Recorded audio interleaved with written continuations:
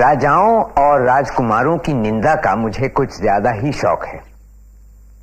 वैसे मैं उनकी तारीफ या आदर की गुंजाइश भी कम देखता हूं, पर अब हम एक ऐसे शख्स का जिक्र करने जा रहे हैं जो राजा होते हुए भी महान और काबिले तारीफ था, और वो है चंद्रगुप्त मौर्य का पोता अशोक महान। उनके बारे में H.G. वेल्स कहते हैं, जहां एक और इतिहास के हाशियों में दसियों हजार राजाओं का जिक्र मिलता है, वहां एक नाम उन सबसे अलग किसी सितारे सा चमकता हुआ नजर आता है, और वो है सम्राट अशोक का नाम। रूस से जापान तक आज भी उसका नाम इज्जत से लिया जाता है। तिब्बत, चीन और यहां तक कि हिंदुस्तान में भी।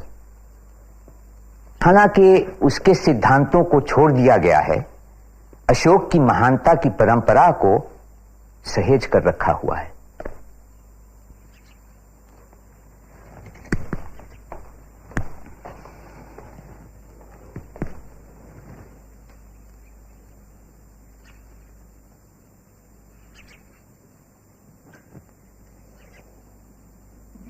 शुभ समाचार है महाराज।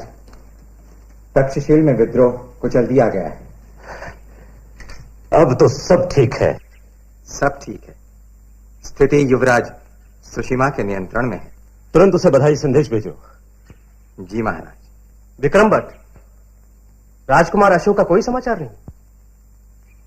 मैं कहने ही जा रहा था, राजकुमार अशोक की सहायता से ही शांति स्थापित हो पाई। महाराज, वर्षों से विद्रोही बीच बीच में अपना सिर उठा रहे हैं। युवराज सुषमा कुछ नहीं कर पाए। यही सोचकर तो आपने राजकुमार अशोक को भेजा।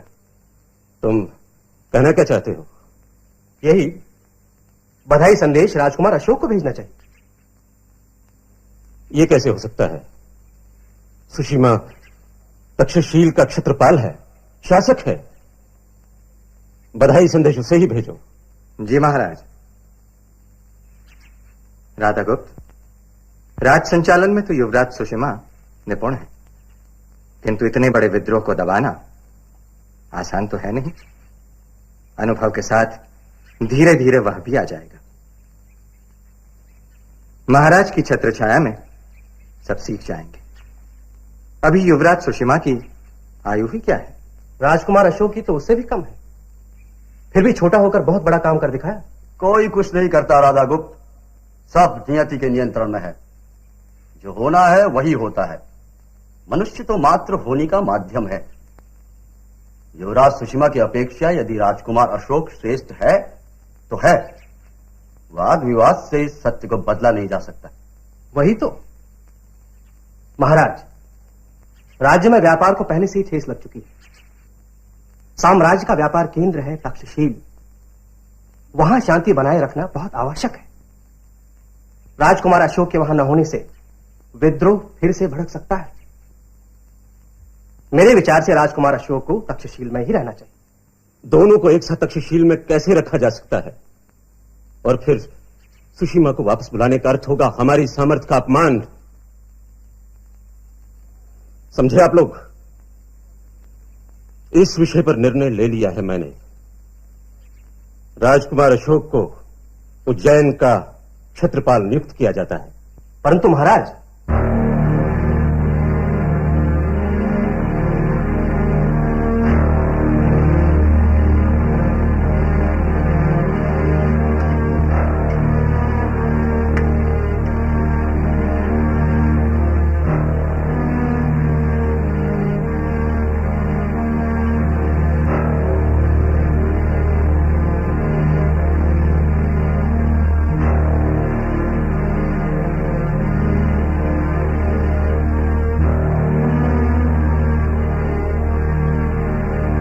यही ठीक है। समाचार सुनकर आपको तो जैसे सांप सूख गया। आश्चर्य है कि आपको ये सूचना विक्रम भट्ट से मिली। इसी असमंजस में मैं भी हूं। मेरा गुप्तचर अभी तक तक्षशिल से नहीं लौटा है, और विक्रम भट्ट के पास समाचार भी पहुंच गया। निश्चय ही उसने राजकुमार अशोक के सामने कोई गुप्तचर रख छोड़ा है। आपका अनुमान सही है। क्योंकि जब से राजकुमार अशोक वहां गए हैं उनकी गतिविधियों की सूचना महाराज को मिलती रही है, और वो भी विक्रम भट्ट द्वारा। आपको पता था तो बताया क्यों नहीं? पहले संदेह भर था, अब विश्वास है। किसी भी प्रकार राजकुमार अशोक को सावधान करना चाहिए कि राजगद्दी हथियाने का संघर्ष शुरू हो चुका है। संघर्ष नहीं राधा गुप्त, षड्यंत्र कहो। अशोक को क्या पड़ी है कि वो इसमें पड़े? सुशीमा भाई हम सब में बड़े हैं, इसलिए वही राज संभाले पिताजी के बाद। उचित भी यही है, संघर्ष का प्रश्न ही नहीं उठता। किस्सा, तुम अभी नादान हो। इतना बड़ा साम्राज्य चलाना सुषमा के बस का रोग नहीं।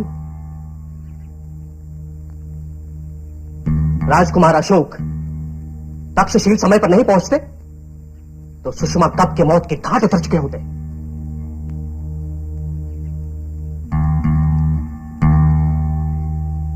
रही उनके बड़े होने की बात, तो अर्थशास्त्र के अनुसार बड़ा हो या छोटा, राज्य का उत्तराधिकारी यदि प्रजा और राज्य की रक्षा नहीं कर सकता तो उसे राज सिंहासन पर बैठने का कोई अधिकार नहीं। ऐसा लगता है आप सुषमा से घृणा करते हो। हाँ करता। उसे साधारण व्यवहार ज्ञान तक नहीं। ये आप कैसे कह सकते हैं? व्यक्तिगत अनुभव से। एक बार किसी बात पर वाद विवाद चल रहा था, मैंने सुषमा के प्रस्ताव का विरोध किया तो उसने भरी सभा में मेरे सिर पर चपत मार दी। क्या? हाँ, सबके सामने। अब आप सोचिए, जो व्यक्ति प्रधानमंत्री का ऐसा अपमान कर सकता है वो राजा बनकर क्या अनर्थ नहीं करेगा? अरे किसी भी व्यक्ति को फांसी पर लटका देगा। इसीलिए मैं बार बार कहता हूं कि राजकुमार अशोक ही राज सिंहासन की गरिमा बनाए रख सकते हैं। किंतु महाराज और विक्रम भट्ट सुषमा के पक्ष में। हाँ, वो देख लेंगे। सबसे पहले राजकुमार अशोक को सावधान करना चाहिए। गुप्तचर को ढूंढकर विक्रम भट्ट का चक्रव्यूह तोड़ना चाहिए। नगर निवासियों सावधान! शूरवीर, प्रतापी, दानवीर महाराजा धीराज के पुत्र, उज्जैन नगरी के क्षेत्रपाल राजकुमार अशोक पधार रहे हैं।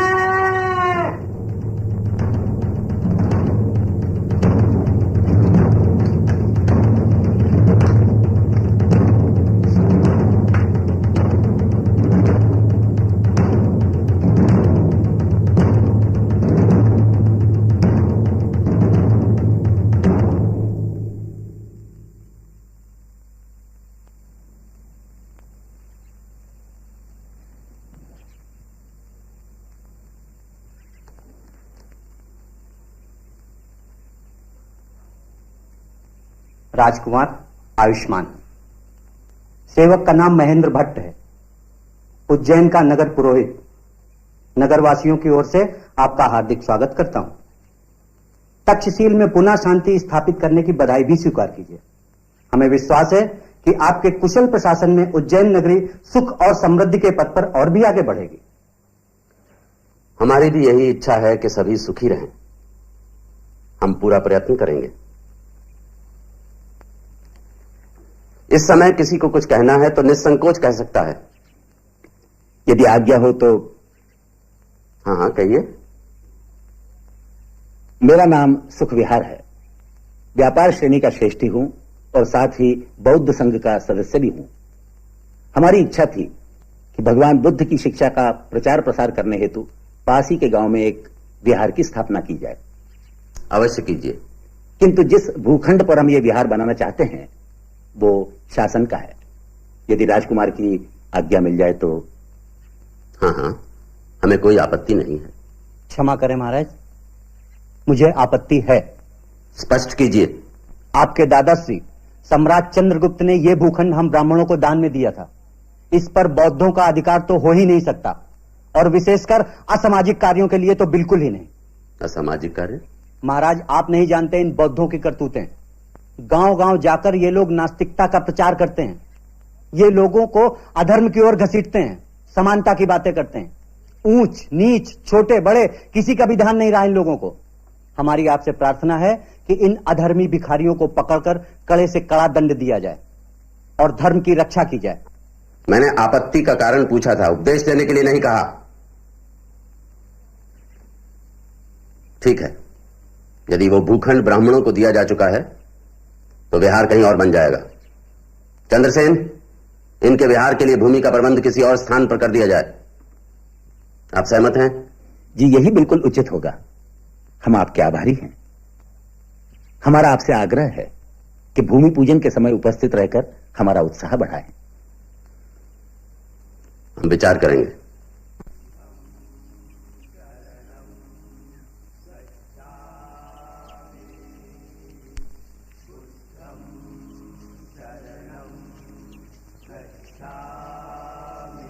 संघ आजीवन राजकुमार का आभारी रहेगा। कितने सौभाग्य की बात है कि जितना उदार पिता है उतना ही उदार पुत्र भी है, और दोनों हमारे अपने हैं। एक हमारा राजा और एक हमारे क्षेत्रपाल। भिक्षुओं को भिक्षा देने पर क्या बात है सुखविहार? ऐसे ही, कुछ विशेष नहीं।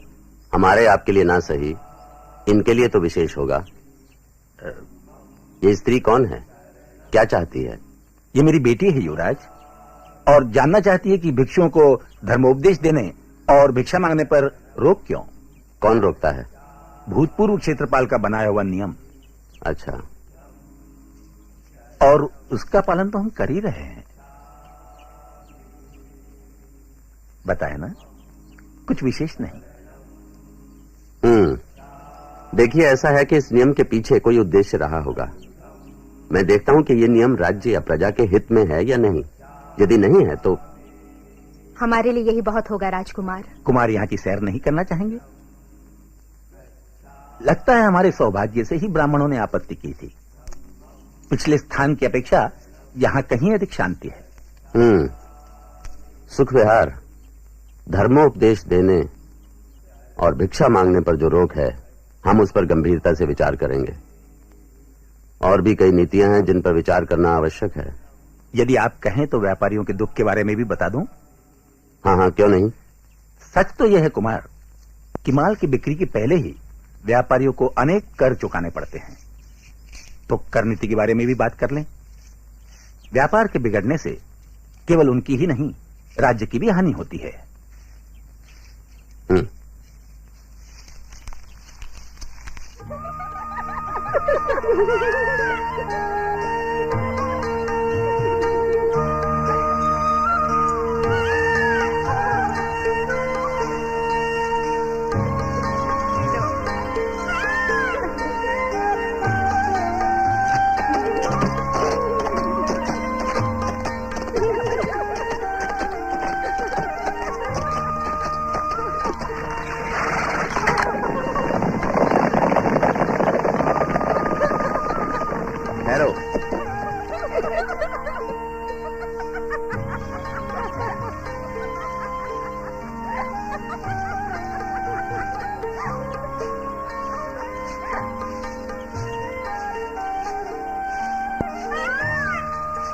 आप सुखविहार जी कैसे हैं? जी कृपा है आपकी। बहुत दिनों से भेंट नहीं हुई उनसे। मैं भेज देती हूँ। नहीं, मैं बुलवा लूंगा।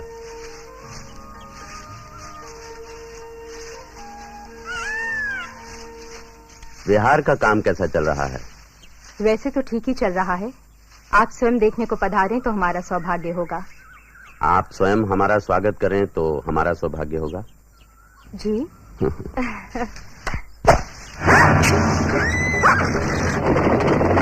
मारना नहीं, जीवित ही पकड़ो। इस विषय में मुझे पूरी जानकारी मिलनी चाहिए।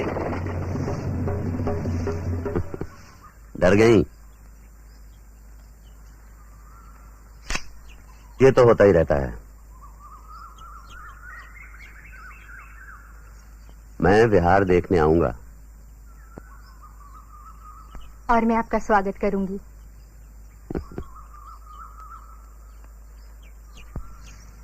बौद्ध संघ से तुम्हारा लगाव कैसे हुआ? पिताजी के कारण। वही नहीं, व्यापार श्रेणी के और भी कई सदस्य बौद्ध धर्म से प्रभावित हैं। कोई विशेष कारण? एक तो यही कि हम लोगों में आत्मसम्मान पनपता है, मान मर्यादा मिलती है। कैसे? जैसे ब्राह्मण हमें कुछ नहीं समझते तो हम भी उनके सामने सिर झुकाने को बाध्य नहीं। पिताजी कहते हैं कि ब्राह्मण ये बात नहीं समझते कि किसी भी राज्य की समृद्धि में व्यापारियों का कितना महत्व है। तुम्हारे पिताजी ठीक कहते हैं। अच्छा, तुम जानती हो भगवान बुद्ध किस गण के थे? लिच्छवी गण के। मेरी पत्नी भी इसी गण से है। वो भी बौद्ध धर्म से बहुत प्रभावित है। कभी कभी बातें भी करती है, अच्छा लगता है। किंतु मुझे इसके बारे में कभी गंभीरता से विचार करने का अवसर नहीं मिला। पाटलिपुत्र में वैसे भी समय। सुनो, तुम्हारे मन में कभी पाटलिपुत्र में रहने का विचार नहीं आया? अचानक आपके मन में ये बात कैसे आई? नहीं, ऐसे ही, क्योंकि मुझे तो एक न एक दिन पाटलिपुत्र वापस जाना ही है। मैं चाहता हूं तुम भी मेरे साथ वहां चलो। चलोगी? मैं क्या कह सकती हूँ? हाँ या ना? पिताजी से आज्ञा लेनी होगी।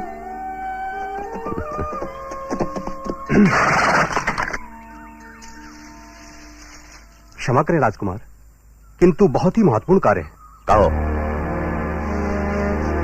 राजकुमार, ये आदमी गुप्तचर है, तीक्ष्णा नाम है, जाना माना हत्यारा। किसने भेजा इसे? पाटलिपुत्र से युवराज सुषिमा के सहयोगियों ने। यहां उनका गुप्तचर कौन है? जी कोई बात नहीं, कहो। जी चंद्रसेन। चंद्रसेन के कहने पर ही। ठीक है, सेना नायक से कहो चंद्रसेन को तुरंत बंदी बना लिया जाए और सूर्योदय के पहले उसे सूली पर लटका दिया जाए। जो आज्ञा। हत्या करना आवश्यक है क्या? देश निकाला भी दिया जा सकता है। राजद्रोही के लिए केवल एक ही दंड है, मृत्यु। महाराज, श्रेष्ठ सुखविहार जी आ पहुंचे हैं।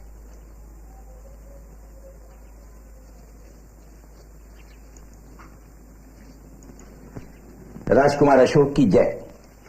आइए सुखविहार जी, अब तो आप संतुष्ट हैं ना हमारी करनीति से? हाँ राजकुमार, किंतु कुछ बातें। वो भी सुलझ जाएंगी। ऐसे कार्यों में थोड़ा समय तो लगता ही है। मैं समझता हूं। वैसे उज्जैन के व्यापारी आपसे बहुत प्रसन्न हैं। किस सोच में डूब गए राजकुमार? भविष्य का क्या होगा, हमारा साम्राज्य का? शुभ ही होगा। आप जो हैं वो तो है, किंतु आप तो जानते ही हैं कि महाराज बूढ़े तो हैं ही, रोगों से भी घिरे हुए हैं। पता नहीं कब क्या हो जाए। उनके बाद हम में से ही किसी एक को शासन संभालना होगा। इसका निर्णय भी शीघ्र ही हो जाएगा। आप ये सोच रहे होंगे कि मैं ये बातें आपसे क्यों कह रहा हूं। कुछ भी हो, आपका विश्वास पात्र बनने का सम्मान मुझे मिल रहा है। यदि किसी लायक। मैं यही कह रहा हूं, राज सिंहासन के लिए भारी संघर्ष होगा। मैं चाहता हूं कि मेरा अपना एक सैन्य बल हो। यदि व्यापार श्रेणी का सहयोग मुझे मिल जाए तो इतनी सी बात? व्यापार श्रेणी को तो आभार व्यक्त करने का अवसर मिल जाएगा। आप तैयारी करें, एक एक सदस्य आपके साथ है। मुझे आपसे यही आशा थी सुखविहार जी। एक बात और बन जाए तो मन का बोझ उतर जाए। आज्ञा कीजिए। मैं आपकी पुत्री से विवाह करना चाहता हूं। देवी से विवाह? हाँ, कोई आपत्ति हो तो? नहीं, आपत्ति कैसे। ईश्वर ने चाहा तो शीघ्र ही राजकुमार महाराज कहलाएंगे। किंतु क्या? देवी को तो महारानी का पद नहीं ही मिल पाएगा। बहुत आगे की सोच ली आपने। आप तो ऐसे समझ रहे हैं जैसे मैं महाराज बन ही गया हूं। वो बाद में। अभी आप ये समझ लीजिए कि आप अपनी पुत्री का विवाह राजकुमार से कर रहे हैं। बोलिए, क्या कहते हैं? आप जैसा जामाता मिले, इससे बड़ा सौभाग्य मेरे लिए क्या हो सकता है। तो देरी किस बात की?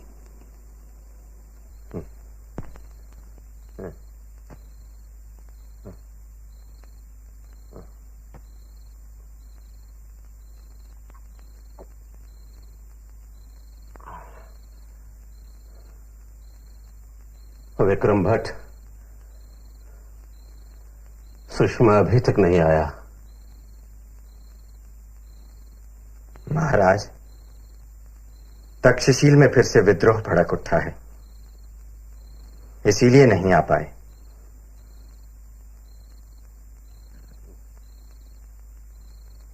कुछ भी करो, उसे यहां बुलाओ। एक ही उपाय है, यदि राजकुमार अशोक को तक्षशिल भेज दिया जाए तो युवराज सुषिमा यहां आ सकते हैं। ऐसी संकट की घड़ी में उन्हें आपके पास ही होना चाहिए। महाराज, मेरे विचार से युवराज सुषमा वहीं रहकर विद्रोहियों का दमन करें। इस बार उन्हें सफलता अवश्य मिलेगी। अब तो अनुभवी हो गए हैं। अशोक एक बार विद्रोह कुचल चुका है तो दोबारा भी कर सकता है।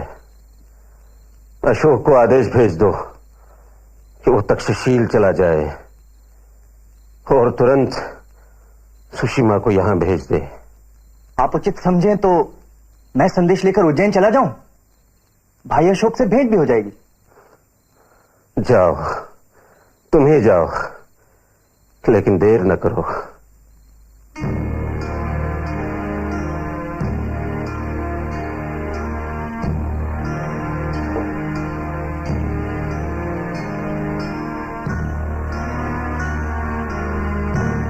तिस्सा, अच्छा किया जो तुमने उज्जैन जाने की बात की। अब हम कम से कम राजकुमार अशोक को सावधान तो कर सकते हैं। ये तो मेरे ध्यान में ही नहीं आया। मैंने तो सोचा था कि उज्जैन जाकर मौज मस्ती करूं। ध्यान से सुनो तिस्सा, राजकुमार से कहना कि किसी भी स्थिति में तक्षशिल न जाएं। राह से ही हटा देने की तैयारी की है शत्रुओं ने। उनके सौतेले भाई भी सैनिकों की भर्ती में लगे हैं। जाओ, समय नष्ट न करो। कहना अधिक से अधिक सेना जुटाकर तुरंत पाटलिपुत्र के लिए प्रस्थान करें। सुषिमा से पहले यहां पहुंच जाए तो राज सिंहासन उनकी मुट्ठी में होगा। और तुम? मैं यहां विक्रम भट्ट का साथ देने वाले मंत्रियों को अपने पक्ष में करने का प्रयत्न करूंगा। जाओ, अब देर न करो। रास्ते में रुकना नहीं और अश्व बदलते रहना।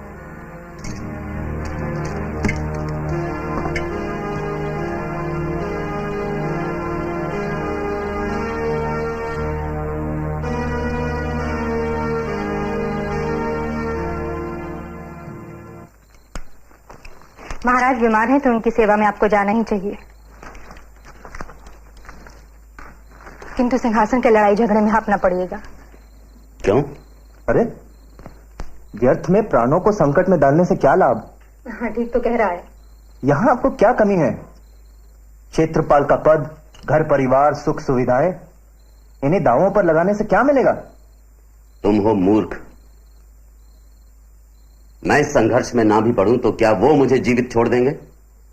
उनके जीवित रहने के लिए मेरा मरना आवश्यक हो जाएगा, और यही बात उन पर भी लागू होती है।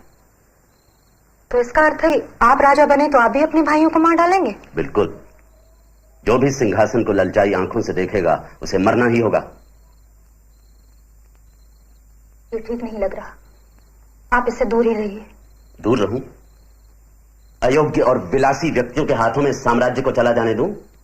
राज सिंहासन का सच्चा उत्तराधिकारी मैं हूं। इतने बड़े साम्राज्य को चलाने की योग्यता केवल मुझ में है। मैं अभी अपने सैन्य बल के साथ पाटलिपुत्र कूच करता हूं। कैसा? सेनानायक से कहो कल सूर्य की पहली किरणें चौकड़ी भरते हुए अश्वारोहियों पर पड़ेंगी। संघमित्र। आमीन।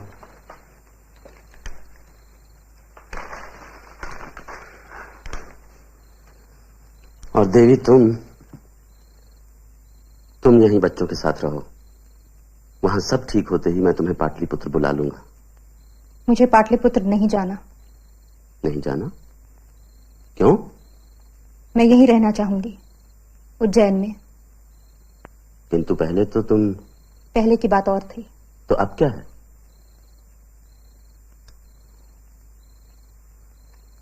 मुझे भी नहीं बताओगी? आपके साथ पाटलिपुत्र में महारानी बनकर जाना चाहती हूँ, दूसरी या तीसरी रानी बनकर नहीं। तुमने ये कैसे सोच लिया कि मैं तुम्हें? क्योंकि महारानी के पद का सम्मान तो क्षत्रिय ब्याहता को ही मिलेगा। यदि मैं वचन दूं कि ऐसा नहीं होगा तो भी नहीं।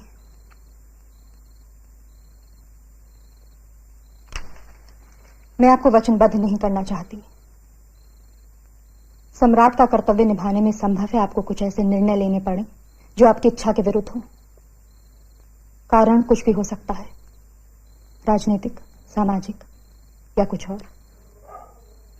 मैं आपको धन संकट की स्थिति में नहीं देखना चाहूंगी।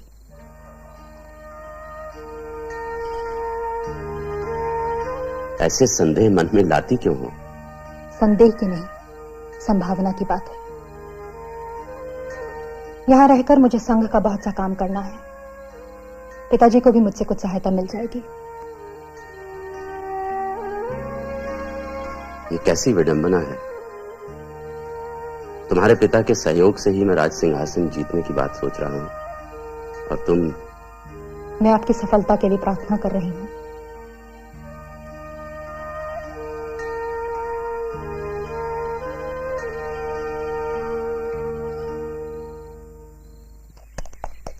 हम पाटलिपुत्र पहुंचने ही वाले हैं राजकुमार।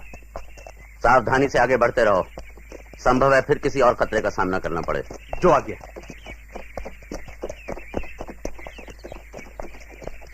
ये बैलगाड़ी कैसी है? देखो। जी, जो आगे।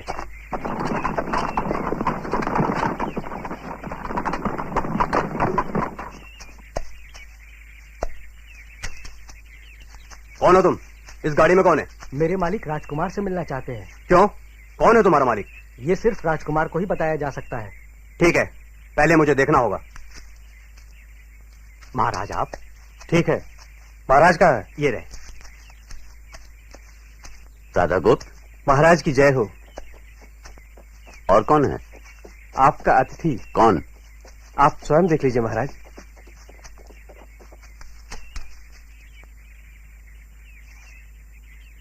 असंधि मित्रा, तुम?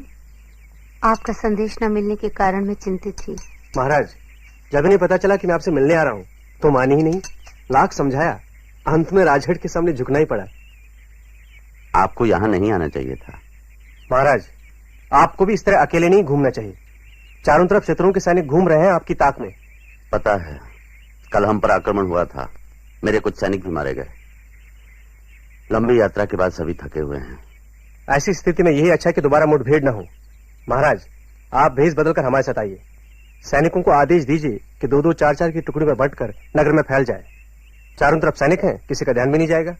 रात को विश्राम करें और सुबह सवेरे बड़े बाग में मिल जाए। ठीक है। तेसा कहाँ है महाराज? साथी है। उसे भी आप अपने साथ ले जाइए।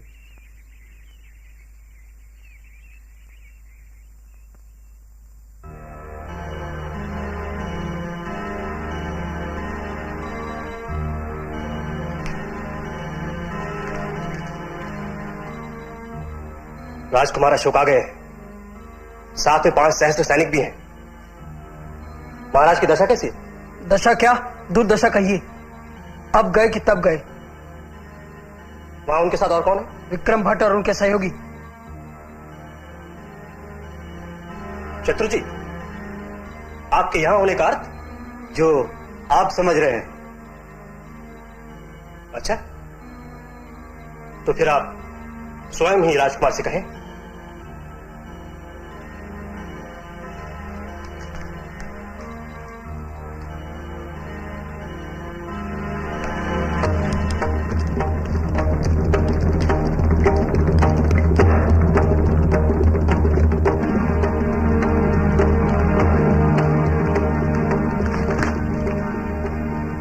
राजकुमार अशोक, मैं और मेरे मंत्री आपका साथ देंगे। कितने मंत्री होंगे? मुझे मिलाकर 101। शुभ है। और शेष मंत्रियों का? उनका प्रबंध भी कर दिया जाएगा। स्थिति बहुत तेजी से बदल रही है। मेरे विचार से आप स्वयं को राज प्रतिनिधि घोषित कर दीजिए। सिंहासन के संघर्ष में आपका पलड़ा भारी रहेगा। बाद में जो होगा देख लेंगे। क्या विचार है?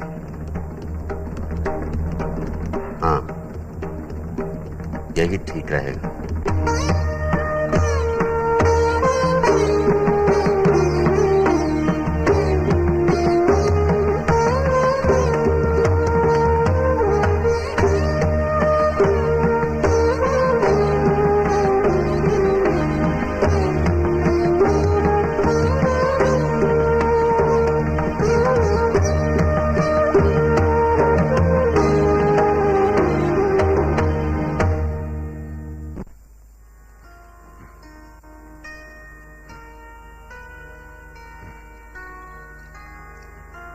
अब इन्हें भूमि पर लिटा दीजिए। गिनती की सांसें रह गई हैं। कोई अंतिम इच्छा हो तो। इसीलिए कह रहा हूं कि युवराज सुषिमा के आने तक कुछ कीजिए। मैं हर संभव प्रयत्न कर चुका। अब ईश्वर ही कोई चमत्कार कर दे तो और बात है। फिर भी कुछ तो कीजिए। यदि आप चाहते हैं कि इन्हें पल दो पल का जीवन और मिल जाए तो कृपया शांति रखिए।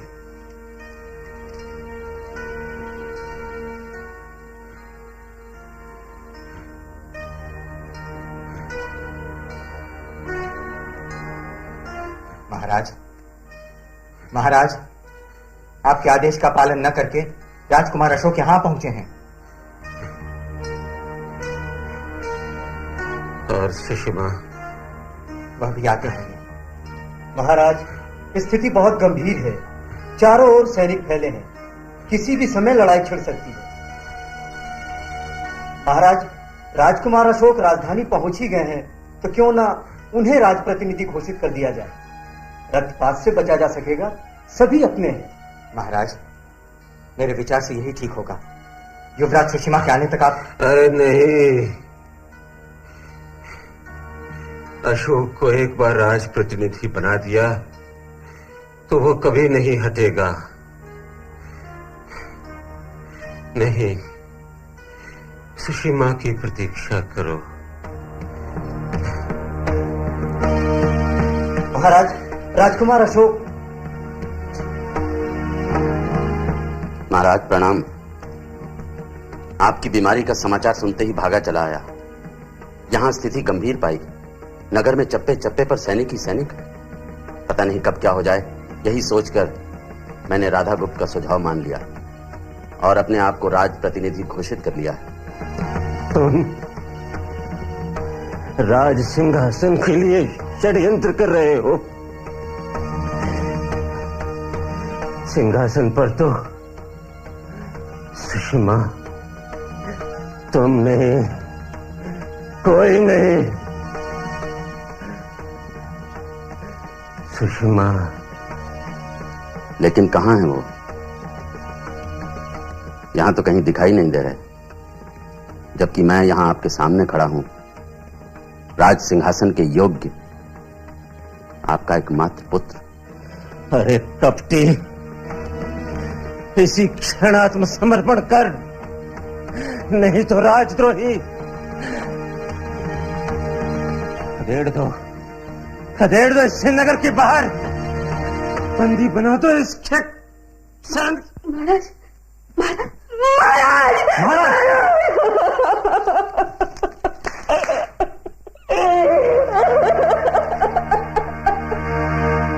तमाम इतिहासकार मानते हैं कि अशोक युवराज नहीं था और राज सिंहासन के लिए राजकुमारों में आपसी संघर्ष हुआ। तिब्बत और चीन में संरक्षित ग्रंथ दिव्यावदान में लिखा है कि मृत्यु से पहले बिंदुसार अपने पुत्र सुषिमा को राजा बनाना चाहता था, मगर उसके मंत्रियों ने अशोक का साथ दिया। उत्तराधिकार स्थापित करने में पूरे 4 साल लग गए। तब कहीं अशोक ने अपने आप को पूरी तरह से सुरक्षित महसूस किया और 269 ईसा पूर्व में उसका विधिवत राज्याभिषेक हुआ।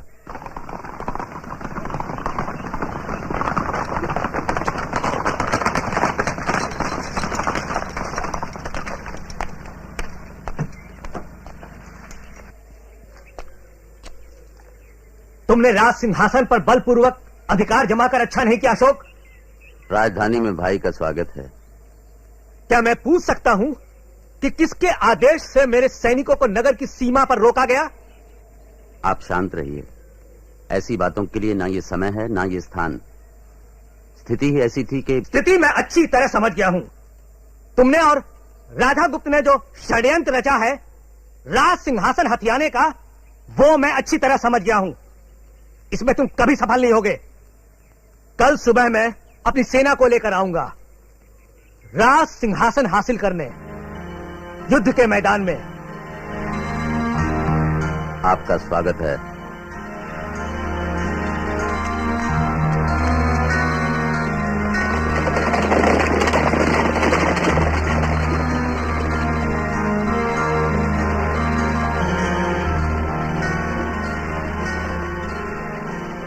नगर में प्रवेश करने से पहले ही इसकी हत्या कर दो।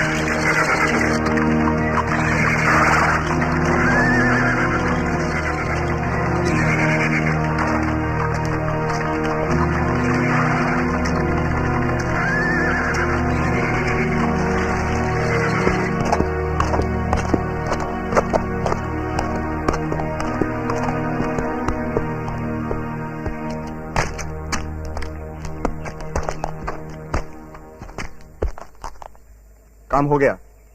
ठीक है, जाओ। तो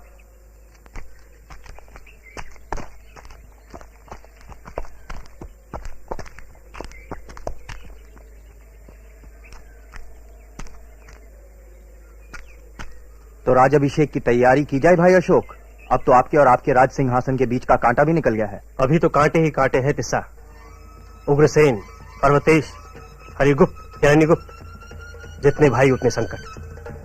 मुझे पता चला है कि ये लोग अपना सैन्य बल इकट्ठा करने के लिए नगर से बाहर चले गए। जब तक उनमें एक भी जीता रहेगा हम चैन की सांस नहीं ले सकते।